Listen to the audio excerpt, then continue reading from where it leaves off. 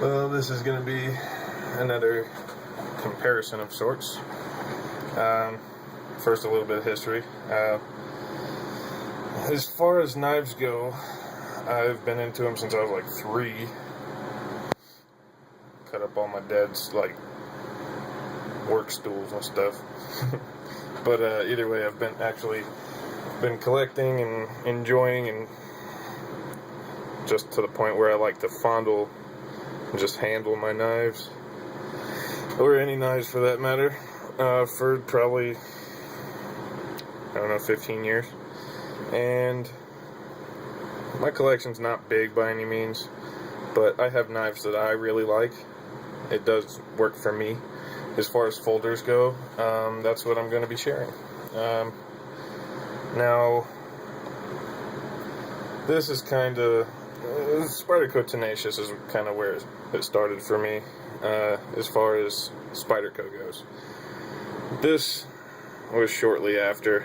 This is my Endura Wave, that, as you can see, has a brown FRN handle, which the Wave does not come with. It also has an acid etched blade, a mirror polished convex edge, acid etched lock bar, and pocket clip, which I did all of it. Oh, and sadly they're out of business now, but my favorite shoes as a lanyard. But that's kind of where it went for me after having some cheaper knives. This was the most I ever spent on a knife for a while, and I bought this brand new. When I first got it, I bought it new, and I think it was like 80 bucks or something, and that was a lot to me. I've never spent that much on a knife before, and I've had it for probably, I want to say 3 or 4 years now, and I really enjoy it. And then I started getting into higher end taste, higher than that I should say, and then this one came along. This was the most expensive knife I ever had. This was the first US produced knife I ever had. This was the first S30V knife, so anything better than VG10 that I ever had.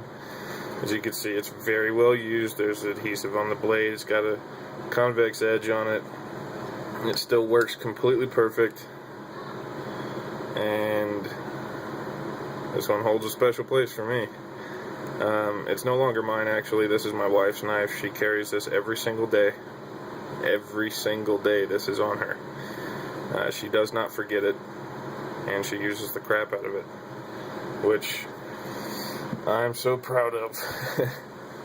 So I don't carry this one anymore, but it is still used every single day. When I gave her that for her birthday, I was going out of my mind because the Para 2 is my favorite knife I've ever had. So I had to get myself another one. And I've had that one for about 1.5 years or 2 years now, I think. 1.5 years.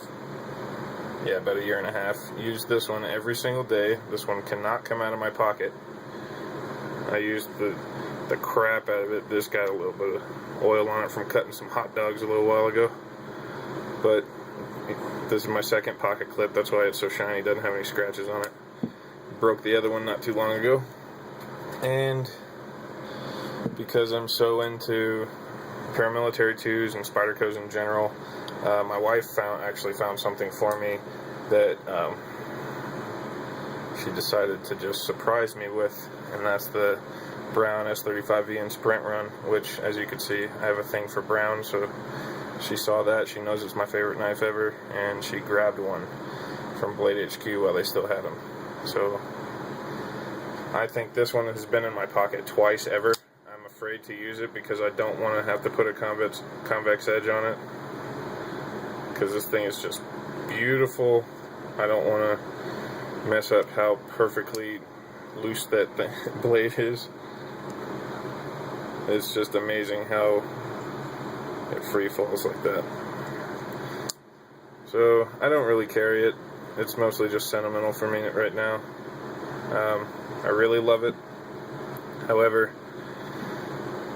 those are my 3 pairs that I've had They will not be my last ones.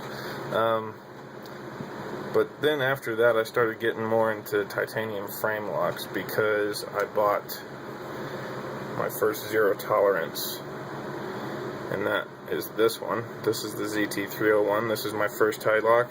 This is also S30V blade steel, tiger stripe. I always wanted a Strider. Can't afford one. It would hurt my feelings a little bit too bad to actually spend that much money on a knife that I probably wouldn't use because it looks kind of uncomfortable in your hand. This one is incredibly comfortable in my hand. It's made out of my favorite blade steel, my favorite user blade steel, and it's assisted, unfortunately, and it's my first titanium frame lock, and that kind of got the ball rolling for me. I've also had a DPX Hest. I didn't really care for that one because it just had a really sticky lock. Finally started to get it to break in, and then all of a sudden the lock bar just started walking over right as it started breaking in, so I got rid of that. I wasn't impressed. Green is my favorite color, despite all the brown that I have. But this is what got the ball rolling for me recently, and that is where this one came in. This is my first Spyderco from the Taichung factory in Taiwan, and I have to say I am completely impressed. You do not have to buy US made to get perfect, which that's what this knife is. It is perfect. It's very small, which is a lot smaller than I usually carry, because I mean, the only time I'm willing to carry this knife is if I don't have a gun on me. Otherwise this is in my pocket, because it's a little bit more of a self-defense capable knife, I think, than this little 2-inch blade. It is 5mm thick, which is impressive. It's also full titanium handles, really thick, super thick phosphor bronze bushings. Might be able to, yep, super thick, very stout knife. The lockup is perfect. It hasn't moved at all, and I've probably flicked this. I've had it for maybe a month, I think, and I've flicked it open a few thousand times at least. That's no exaggeration. And the lock bar has not moved at all since I got it. It is sitting right at 50%, and that's where it stayed through its life so far. And that got me kind of thinking, this is my first knife in CTS XHP. This is my first full titanium knife. I don't have the money for a Chris Reeve, otherwise I would own one.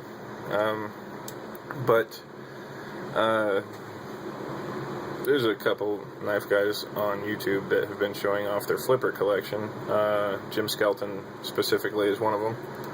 He's got some incredibly high-end knives that are just beautiful, and they kind of got me interested, I should say, in some flippers.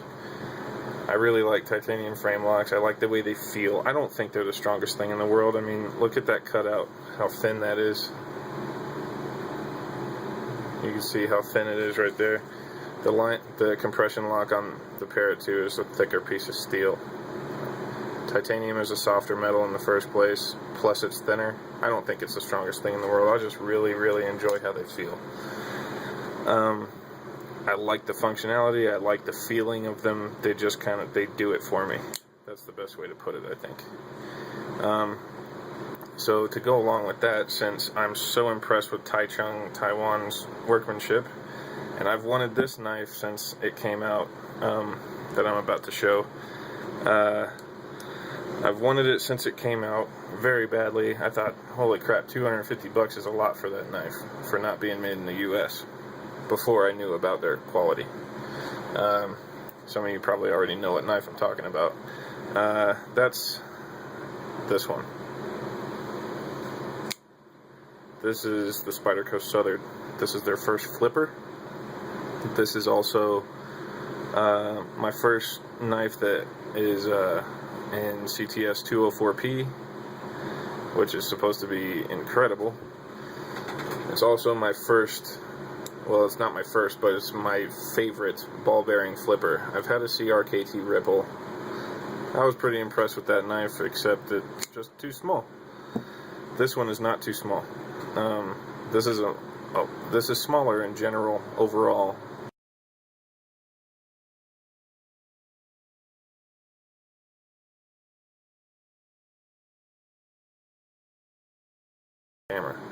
However, I'll be able to show a little bit. Handle is smaller. You can see that pretty definitely. The handle is smaller. However, cutting edge, the Southern whoops it. Southern wins hands down on cutting edge. That's quite a bit more cutting edge with a much smaller handle. And where you're getting that is, you can see how much of the blade, or how much handle is sticking past the tip of the blade. It pretty much stops at that lanyard tube. Whereas this one, the lanyard tube is much higher up. And the blade pretty much comes down all the way to the tip. Which you might think you could like catch your finger on it, but I mean, I could feel it, but it's not gonna hurt me. I mean, if I really tried, I could probably cut myself with the tip, but you gotta be wanting to cut yourself and be pretty stupid if that's what your goal is. I think this knife is incredible. I got it brand new in the package. It's been out since like November or something of 2012. It's now August of 2013, and I still got it brand new. I got a pretty good deal on it because a friend back home in Florida decided he was willing to part with it, and it's been sitting on a shelf in a safe its whole life. So I got pretty lucky. Really cool G10 lock bar stabilizer. It matches texture and color perfectly for both sides, which is kind of interesting. I didn't think it would match the texture, but it's actually, this is almost like an Emerson kind of pattern. You can see how much more aggressive it is than the paramilitary. It's quite a bit more aggressive. Ever since this came in the mail, it's been in my pocket when I'm at home, and, well, I should say in my hand. Just flicking it constantly. I've probably flicked this open probably about the same amount as the Techno here. Probably a few thousand. And I've had it since Tuesday, I think. Today's Friday. A few thousand times.